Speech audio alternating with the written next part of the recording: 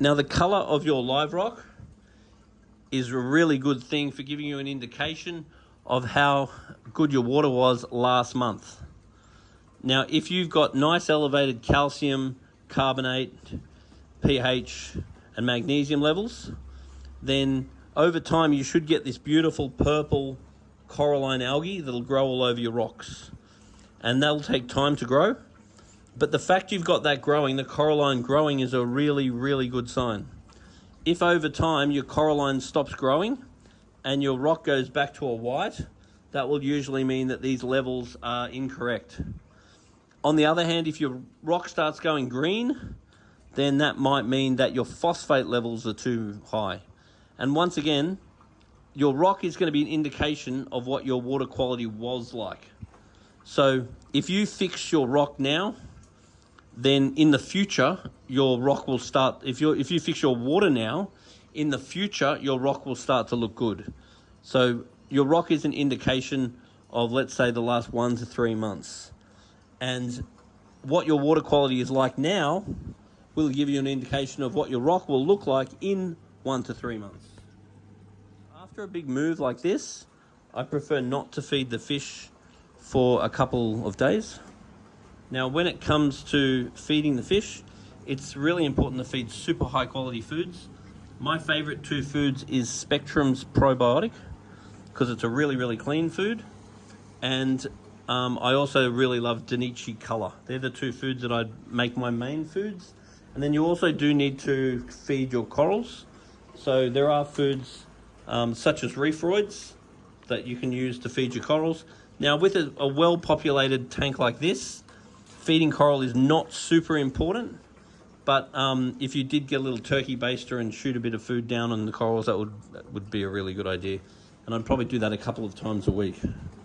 It's also really important to make sure that you keep your dosing pump topped up.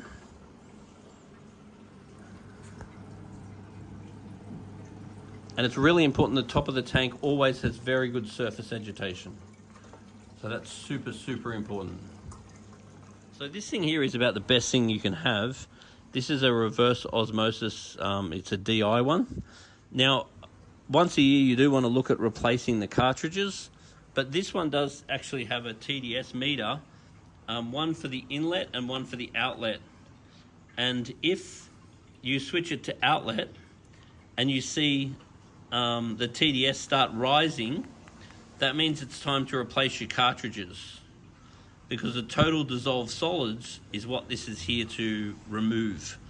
So you can switch it that way and you can see how much solids are coming in, and you can switch it that way and you can see how much solids are going out. After a while, if the amount of solids going out starts to raise, then replacing your cartridges, which normally you're doing about once a year, depending on use, then that will get your TDS down. So what's happening here is the water is going in there, and then the water is coming out through this white one, and that would be your RO-DI water, and then this one is your wastewater. So when you set it up, you need to have that one going onto your tap, and then you need to have this one that's going off to the garden, and then you need this one that goes off to the drum, so you can collect the water, so you can use the RO water for your top-ups in the tank, and you can also use your RO water to mix with good quality salt like Royal Nature, and mix up your salt ready for your water change. These days there's these rimless, braceless tops, but a lot of people do get discouraged when their favourite fish jumps out, so they do come with these tops now. It certainly looks better without them, but if you've got some favourite fish, then it's certainly worth. The next thing you're really going to have to consider too is when it comes time to get more fish, you really want to bring a water sample down to the shop and a video of your tank running, so we can see what's going on in your tank and we can see what all the fish are doing and what all the fish are. That way we can help recommend fish to go with your fish. But one thing that you really want to be aware of is with all fish, at Majestic Aquariums, we rate them as 1, 2, or 3. So a number 1 fish is something like a clownfish. That means that basically everyone does well with this fish, and if it dies, we could probably help you work out why. On the other hand, something like a coral beauty is a bit more of a 2. They usually go well, but not always. And then there are other fish like Moorish idols and so forth that are a number 3, where they're definitely harder to keep, so you want to buy them with less expectation. So if you stick with number 1s, you can't go wrong. And then same with your coral. You really don't want to go buying coral without bringing a video, and then when you go to buy the coral, do that. And then we can help to pick a coral that's going to work there. Don't just go and buy coral and bring them home and put it in, because maybe there's no place for them to be. So once the tank's happy and all the corals are happy, just be aware that you need to buy corals to go on certain spots. So you could glue one here, you could glue one up there, you could glue one there. Don't be afraid to use coral glues. There's also various putties available. And with putties, you could actually put a couple of little knobs here, allowing you to anchor a coral on the top there. So if you show us where you want the coral, we can do 2 things. We can advise what's the best coral for that position, especially in proximity to the water flow and the light. And we can look at the rest of your corals and just give you any advice on maybe what needs to be moved around. But ultimately, at the end of the day, if it looks happy and it's open, then cool. If over a period of time it's not looking ideal, then it does really need to be moved. While this shrimp's got my attention, it's really important when these shrimps do shed that you don't freak out and think they're dead, and that you leave the shell in the tank, because they will want to eat the shell to get their calcium and their iodine and so forth back again. So there's a lovely striped cardinal there. I would also think about getting a pajama wrasse for this tank. He's really good for controlling the bristleworms, which I got stung by this morning. Oh, and you got to keep an eye on the anemone too. I found an anemone here. So here's an anemone. Now the anemone is the best or worst thing that you'll ever have.